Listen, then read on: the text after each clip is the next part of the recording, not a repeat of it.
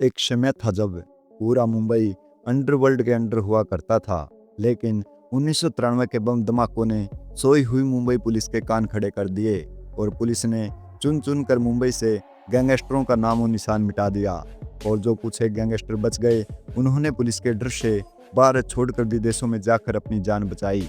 जिसके बाद मुंबई भले ही शांत हो गई हो, पर अब तक अंडरवर्ल्ड के छींटे पूरे भारत देश पर पड़ चुके थे। और अब पूरे भारत देश में कई छोटे मोटे गैंग ने डी कंपनी की तर्ज पर काम करना शुरू कर दिया था। और यहीं से जन्म हुआ नॉर्थ इंडिया के दो सबसे बड़े गैंगस्टर नीरज भवाना और लॉरेंस बिश्नोई का।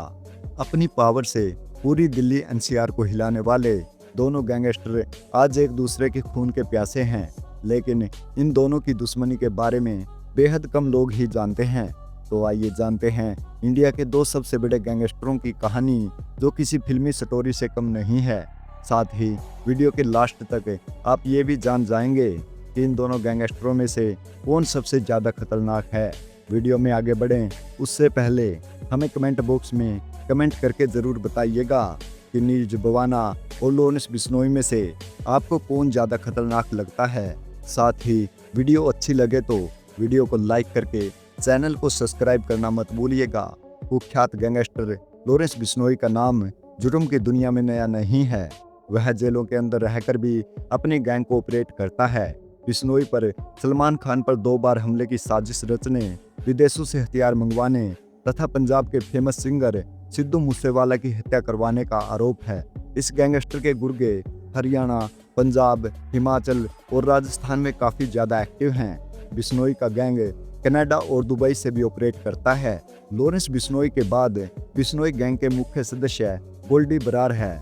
2020 में चंडीगढ़ के अंदर बम्बिया गैंग ने गोल्डी बरार के छोटे भाई गुललाल बरार की गोली मरवाकर हत्या करवा दी थी।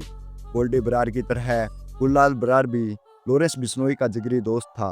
कहते हैं गुललाल बरार की हत्या की साजिश आर्मेनिया में रची गई थी।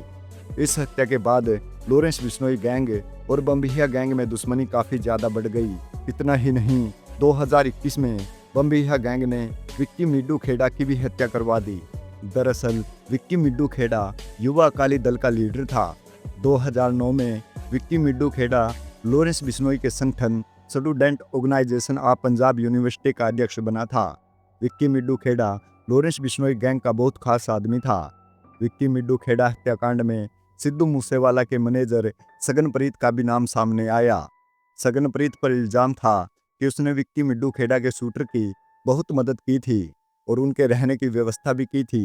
पंजाब पुलिस ने उसके खिलाफ अरेस्ट वारंट भी जारी किया था, जिसके बाद वह भारत छोड़कर ऑस्ट्रेलिया भाग गया।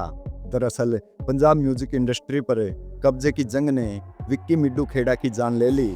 जानकारी के मुताबिक विक्की मिड्डू खेड़ा एक ऐसा आदमी था जिसका पंजाब म्यूजिक इंडस्ट्री पर जबरदस्त दबदबा था। इसीलिए पंजाब के बड़े बड़े सिंगर विक्की मिड्डू खेड़ा के कांटेक्ट में रहते थे। बस यही बात कुछ दूसरे सिंगर और उनसे जुड़े गैंग को पसंद नहीं आई। विक्की मिड्डू खेड़ा के कत्ल की दूसरी सबसे बड़ी वजह है उसकी लॉरेंस बिश्नोई के साथ नज़दीकियां बताई जा रही हैं। इसी वजह से वह पंजाब के दूसरे गैंगस्टरों के रास्ते का रोड़ा बना हुआ था। लॉरेंस बिश्नोई गैंग ने 29 मई 2021 को सिद्धू मूसेवाला की हत्या कर गुललाल और विक्की मिड्डू खेड़ा की मौत का बदला लिया। सिद्धू मूसेवाला की हत्या की जिम्मेदारी बिश्नोई गैंग ने ली थी, जिसकी साजिश कनाडा में बैठकर गोल्डी बरार ने रची थी। सिद्धू मूसेवाला की हत्या के बाद बम्बिया गैंग ने लॉरेंस बिश्नोई गैंग के एक मेंबर संदीप की भी हत्या करवा दी, जिसे बम्बिया गैंग ने सोशल मीडिया पर बदले की कार्यवाही करार दिया।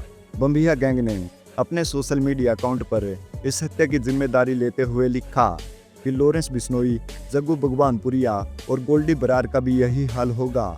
लेकिन अब लॉरेंस बिश्नोई ने सुक्का की हत्या की जिम्मेदारी लेते हुए इसे गुललाल, मिड्डू खेड़ा और संदीप की मौत का बदला करार दिया। सिद्धू मूसेवाला की मौत बम्बिया गैंग के लिए ही एक बड़ा झटका नहीं थी, बल्कि एक और शख्स था जो सिद्धू मूसेवाला की मौत पर बहुत ज़्यादा दुखी था, और वो कोई और नहीं बल्कि दिल्ली का दाऊद कहा जाने वाला नीरज भवाना था। दरअसल नीरज भवाना जिस गैंग से जुड़ा है वह कोई और नहीं बल्कि लॉरेंस बिश्नोई की सबसे बड़ी दुश्मन बम्बिया गैंग ही है। दोस्तों, यहाँ दोस्त का दुश्मन अपना ही दुश्मन हो गया।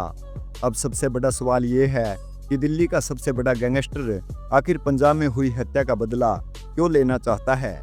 ये तो आपको वीडियो के अंदर आगे पता लग ही जाएगा, पर उससे पहले आपको बता दें कि करीब 16 साल पहले नीरज बवाना ने जुर्म की दुनिया में कदम रखा था।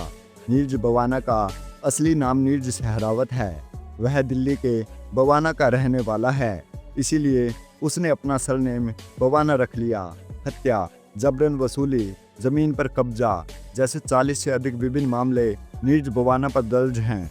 नीरज बवाना भी दिल्ली की तिहाड़ जेल में बंद है और जेल में बैठकर ही वह अपने गैंग को ऑपरेट करता है। दिल्ली और आसपास के इलाकों में नीरज बवाना और दूसरे गैंग एक दूसरे के आमने सामने आते रहते हैं। नीरज का गैंग भी दिल्ली, हरियाणा और उत्तर प्रदेश में एक्टिव है। नीरज बवाना गैंग के सदस्यों की संख्या 150 से अधिक बताई जाती है।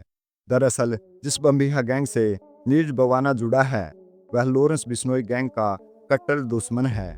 वहीं नीरज बवाना, कौशल चौधरी, सुनील उर्फ टिल्लू ताजपुरिया गैंग बम्बिहा गैंग के दोस्त हैं।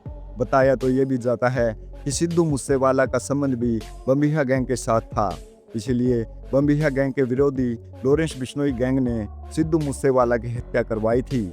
वहीं बम्बिहा गैंग के दोस्ताना संबंध नीरज बवाना के साथ बताए जाते हैं।